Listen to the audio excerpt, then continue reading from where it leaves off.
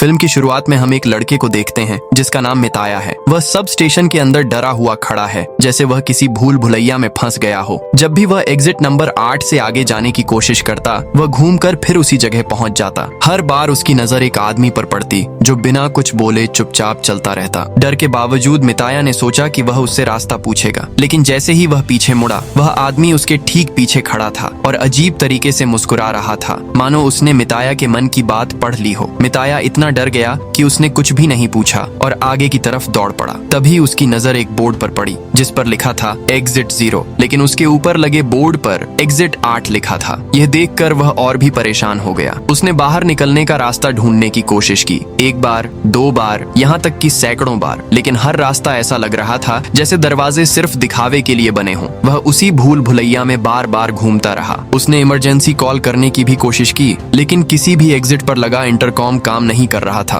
और उसके फोन में भी बिल्कुल नेटवर्क नहीं था। आखिरकार उसने खुद को थोड़ा संभाला और वहीं खड़ा होकर दीवार पर लगी एक तस्वीर को ध्यान से देखने लगा। उस तस्वीर में चींटियां एक अजीब से चक्कर में फंसी हुई थीं और अपनी मंजिल ढूंढने की कोशिश कर रही थीं, बिल्कुल मिताया की तरह। लेकिन न तो उस चक्कर की कोई मंजिल थी और न ही मिताया को अपनी मंजिल मिल पा रही थी। उस तस्वीर और अपने विचारों को देखकर मिताया को यकीन हो गया कि वह भी उसी तरह के एक चक्कर में फंस चुका है और शायद कभी यहाँ से बाहर नहीं निकल पाएगा। वह यह सब सोच ही रहा था कि अचानक एग्जिट 8 के बोर्ड से अजीब तरीके से खून टपकने लगा और उसकी चेहरे पर गिरने लगा। वह इतना डर गया कि आगे भागने के बजाय वह पीछे की ओर दौड़ने लगा। तभी उसने एक बहुत बड़ा बदलाव देखा। जिस बोर्ड पर पहले एग्जिट 0 लिखा था, अब उस पर एग्जिट 1 लिखा हुआ था। हालांकि बाकी सब कुछ बिल्कुल वैसा ही था। उस बोर्ड पर कुछ इशारे भी लिखे थे। उनमें से एक था कि हर चीज को ध्यान से देखो, अगर तुम्हें कुछ बदला हुआ या अजीब लगे तो तुरंत पीछे की तरफ भागो, और अगर कुछ भी बदला हुआ न दिखे तो एग्जिट 8 की ओर चलते रहो। मिताया को समझ आ गया कि वह लाल तरल गिरना ही एक अजीब घटना थी। डर के मारे वह पीछे भागा था, इसीलिए वह एग्जिट 0 से एग्जिट 1 तक पहुंच गया था। यह सोचकर उसके मन में एक उम्मीद जगी कि शायद वह जल्द ही यहाँ से बाहर निकल सकेगा। अब वह फिर से एग्जिट 8 की ओर बढ़ने लगा। उसे रास्ते में कोई बदलाव नजर नहीं आया, इसलिए वह आगे बढ़ता रहा। लेकिन जैसे ही वह फिर से एग्जिट 0 वाले बोर्ड तक पहुंचा, वह हैरान रह गया। जहाँ पहले एग्जिट 1 लिखा था, वहाँ फिर से एग्जिट 0 दिखाई देने लगा। इसका मतलब था कि उससे कोई गलती हो गई है। उसे समझ आ गया कि यह भूल भुलैया एक खेल की तरह है। जैसे खेल में एक छोटी सी गलती सब कुछ खत्म कर देती है और खिलाड़ी फिर से शुरुआत पर आ जाता है, वैसे ही उसकी ये गलती उसे फिर से शून्य पर ले आई थी। अगर उसे अपनी जान बचानी है तो इस खेल के नियमों को समझकर बहुत संभल कर आगे बढ़ना होगा। कुछ सोचकर उसने अपना मोबाइल निकाला और हर छोटी बड़ी चीज की तस्वीरें लेने लगा, ताकि अगली बार गुजरते समय वह बदलाव पहचान सके। उसने उस आदमी की भी तस्वीर ले ली जो बार बार एग्जिट 8 के नीचे से गुजरता था। अब तक उसे कुछ भी अजीब या बदला हुआ नहीं दिखा, इसलिए वह आगे बढ़ता गया। जब वह दूसरे एग्जिट बोर्ड तक पहुंचा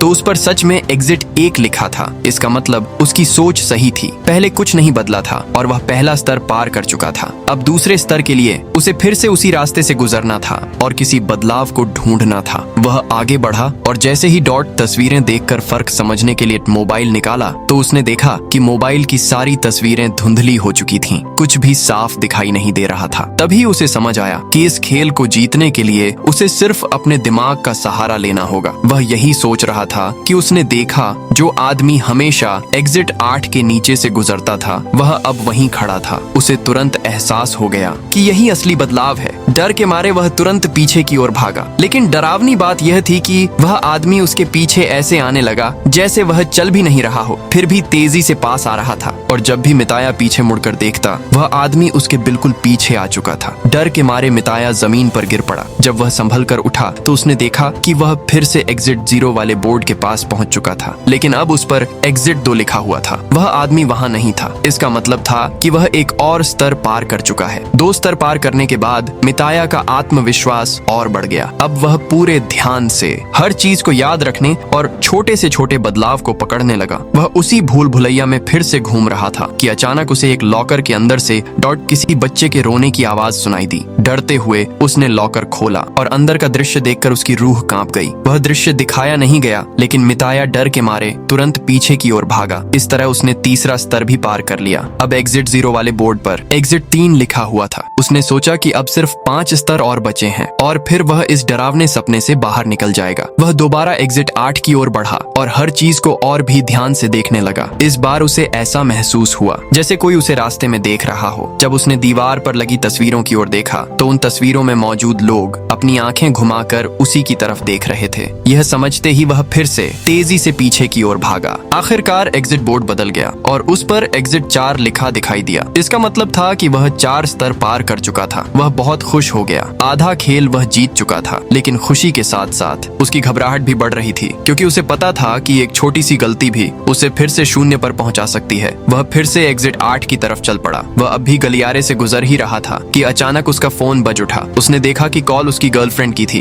ये कॉल उसे अजीब लगी, क्योंकि कुछ ही दिन पहले दोनों ने एक दूसरे से अलग होने का फैसला किया था। मिताया ने जैसे ही फोन उठाया, उसे पता चला कि वह पिता बनने वाला है। उस लड़की ने यह फैसला पूरी तरह मिताया पर छोड़ दिया था। अगर मिताया इस बच्चे को अपनाना चाहता है तो वह लड़की भी उसके पास वापस आने के लिए तैयार है। यह सुनकर मिताया का दिल अजीब सा महसूस करने लगा। उसे कुछ दिन पहले की एक घटना याद आई। वह ट्रेन में सफर कर रहा था, जहां एक छोटा बच्चा रो रहा था। एक आदमी ने उस बच्चे और उसकी माँ को डांटना शुरू कर दिया था। मिताया का मन हुआ था कि वह उस बच्चे और उसकी माँ के लिए खड़ा हो, उस आदमी को कुछ कहे, लेकिन उसमें हिम्मत नहीं थी। वह चुप ही रहा। अब उसके मन में सवाल उठा, जब वह उस समय बोलने की हिम्मत नहीं जुटा पाया तो वह अपने ही बच्चे की जिम्मेदारी कैसे उठाएगा। वह पूरी तरह उलझन में पड़ गया। इसी सोच में उसने फोन काट दिया और जैसे ही कॉल खत्म हुई, एग्जिट बोर्ड जिस पर अभी एग्जिट 4 लिखा था फिर से बदलकर एग्जिट 0 हो गया। दरअसल उससे बहुत बड़ी गलती हो चुकी थी। उसे पहले से पता था कि इस भूल भुलैया में मोबाइल का नेटवर्क काम नहीं करता। ऐसे में उसकी गर्लफ्रेंड का फोन आना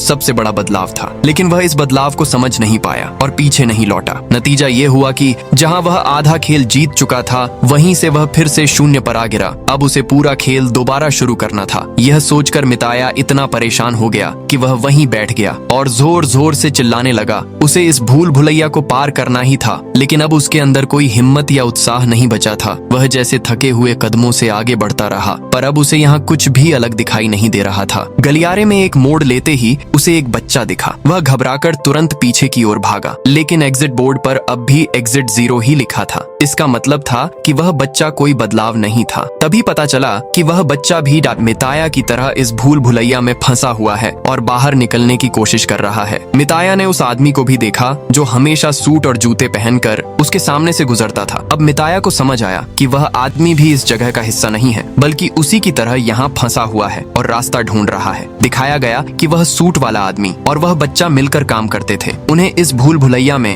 एक लड़की भी कई बार दिखाई देती थी, लेकिन वह लड़की उनकी तरह बाहर निकलने की कोशिश नहीं कर रही थी। जब उस आदमी ने लड़की से पूछा, तुम यहाँ से निकलने की कोशिश क्यों नहीं कर रही, तो लड़की ने जवाब दिया, हर दिन ट्रेन में धक्के खाती हूँ, काम पर जाती हूँ, जिंदगी बहुत मुश्किल है, मुझे नहीं लगता कि मुझे फिर से उस कठिन जीवन में लौटना चाहिए, मैं इस भूल भुलैया में ही ठीक हूँ। वह यह सब कह ही रही थी कि उसकी आवाज धीरे धीरे बदलने लगी। वह एक ही बात को बार बार दोहराने लगी जो उसने पहले कही थी। फिर उसकी आवाज भारी हो गई और एक आदमी जैसी लगने लगी। उस आदमी को समझ आ गया कि यह जगह में एक अजीब घटना है और उसने तुरंत बच्चे के साथ पीछे के एग्जिट बोर्ड की ओर दौड़ लगाई। दिखाया गया कि उनके एग्जिट बोर्ड पर अब 6 लिखा था। इसका मतलब था कि वे खेल जीतने के बहुत करीब थे। वे पूरे भूल भुलैया में फिर से घूमते हैं। वे यह पता लगाने की कोशिश करते हैं कि इस बार क्या बदलाव हुआ है। वे फिर से उस लड़की को चलते हुए देखते हैं, लेकिन वह उनसे बात नहीं करती। बच्चे की नजर पड़ती है कि यहाँ दरवाजों के हैंडल अजीब तरीके से लगे हैं। बच्चा इसे आदमी को बताने की कोशिश करता है, लेकिन आदमी बच्चे की बात पर ध्यान नहीं देता और उसे आगे ले जाता है और इस तरह उसने बहुत समय गंवा दिया। इस छोटी सी अनदेखी ने पूरा खेल पीछे कर दिया और उनका एग्जिट बोर्ड फिर से 0 पर आ गया। इसका मतलब था कि वे खेल हार गए और अब उन्हें फिर से शुरू करना होगा। वह आदमी अब टूट चुका था, थक गया था। उसने जोर से चिल्लाया, लेकिन यहाँ से बाहर निकलना जरूरी था, इसलिए वह फिर से खेल खेलने के लिए तैयार हो गया। उसने बच्चे का हाथ पकड़ लिया और भूल भुलैया में फिर से चलने लगा। दिलचस्प बात यह थी कि अब उसने ऊपर जाने का एक रास्ता भी देखा। वह बहुत खुश हुआ। वह सीढ़ियां चढ़कर ऊपर जाना चाहता था, लेकिन बच्चा बार बार समझा रहा था कि यह सिर्फ एक खेल है, यह एक अजीब घटना है, हमें नियमों के अनुसार वापस मुड़ना होगा। लेकिन वह आदमी बच्चे की बात नहीं मानता और सीढ़ियां चढ़ गया और इसके कारण वह आदमी इस भूल भुलैया में फंस गया। बच्चा जो एग्जिट बोर्ड की ओर गया था ने देखा कि अब एग्जिट बोर्ड पर 0 की जगह 1 लिखा था। इसका मतलब था कि बच्चा सही था। वो सीढ़ियां असली रास्ता नहीं थीं। यह सिर्फ एक अजीब घटना थी। बाहर निकलने का कोई रास्ता नहीं था। अब बच्चा समझ चुका था कि वह आदमी हमेशा उन सीढ़ियों पर फंसा रहेगा।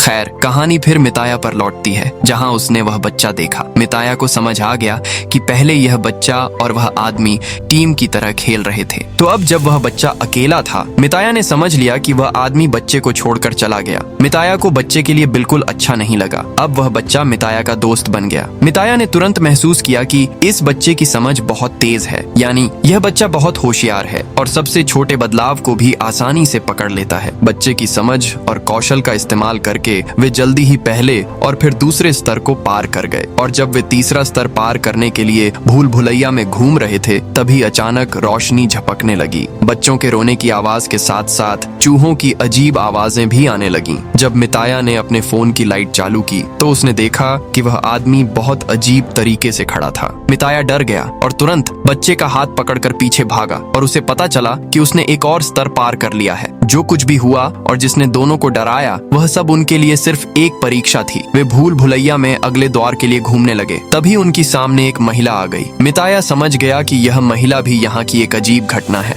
और उन्हें वापस मुड़ना होगा। लेकिन वह बच्चा रोने लगा और उस महिला की ओर बढ़ गया। बच्चा बहुत भावुक हो गया था, तो मिताया ने उसे उठाया और पीछे की ओर दौड़ लगा दी। इस तरह वे एक और स्तर पार करने में सफल हुए। लेकिन इस स्तर को पार करके आधा खेल जीतने के बावजूद मिताया खुश नहीं था, क्योंकि वह उस बच्चे की चिंता करने लगा था जो अपनी माँ से दूर था। उसे उस बच्चे पर दया आई तो उसने उसका हाथ कसकर पकड़ लिया और खुद से वादा किया कि वह बच्चे को उसकी माँ तक पहुँचाएगा। अगली बार जब वे भूल भुलैया में घूम रहे थे तो हैरानी की बात यह थी कि उन्हें यहाँ कोई बदलाव दिखाई नहीं दिया। लेकिन बच्चे की नजर गई एग्जिट 8 वाले बोर्ड पर, जो ऊपर लगाया गया था। इस बार उस पर 8 उल्टा लिखा था। इतना छोटा सा बदलाव जो किसी से छूट सकता था, बच्चे की नजर में आया। वे तुरंत पीछे मुड़े और इस तरह छठा स्तर भी पार कर लिया। अब सिर्फ 2 स्तर बचे थे। मिताया जान गया कि इन दोनों स्तरों के बाद वह इस भूल भुलैया से मुक्त हो जाएगा। वह अपने दुनिया में वापस लौट जाएगा। लेकिन उसे समझ नहीं आ रहा था कि उसके अंदर के भाव इतने अजीब क्यों महसूस हो रहे हैं। जैसे ही उसने भूल भुलैया में फिर से घूमना शुरू किया, अचानक पीछे से पानी का तेज बहाव आया। मिताया तुरंत बच्चे के साथ पीछे जाने लगा, लेकिन बच्चा गिर गया और पानी में बह गया। मिताया खुद आगे नहीं बढ़ा। वह उस बच्चे को बचाने के लिए पानी में कूद गया। जैसे ही वह पानी में गया, मिताया की दुनिया बदल गई। उसे अजीब सी दृष्टियां दिखने लगीं। वह खुद को समुद्र के किनारे पर देख रहा था, जहां उसकी गर्लफ्रेंड उसके साथ थी, और वही बच्चा जो अभी भूल भुलैया में उसके साथ था, वह उसे अपने परिवार और अपने बेटे के रूप में देख रहा था। वह बच्चे के साथ बहुत खुश था और उसी समय उसे एहसास हुआ कि पिता होना कोई बोझ नहीं है, बल्कि यह बहुत सुंदर भावना और रिश्ता है। लेकिन सोचने से पहले ही उसके शरीर में तेज दर्द हुआ और वह हकीकत में वापस आ गया। मिताया और वह बच्चा अभी भी पानी में फंसे हुए थे। मिताया ने अपनी पूरी ताकत लगाई। उसने बच्चे को उठाया और पानी के ऊपर रखने की कोशिश की। उसने बच्चे को एग्जिट 8 के बोर्ड पर टांग दिया और तो खुद पानी की धारा में बह गया। सीन कट होता है और कुछ समय बाद अगला सीन दिखाई देता है। जब वह छोटा बच्चा जागता है तो वह खुद को एक तबाह जगह में देखता है। बच्चा पीछे मुड़ता है। हैरानी की बात यह थी कि बच्चा अब भी सभी रास्तों और नियमों को याद रखता था। जब वह पीछे मुड़ा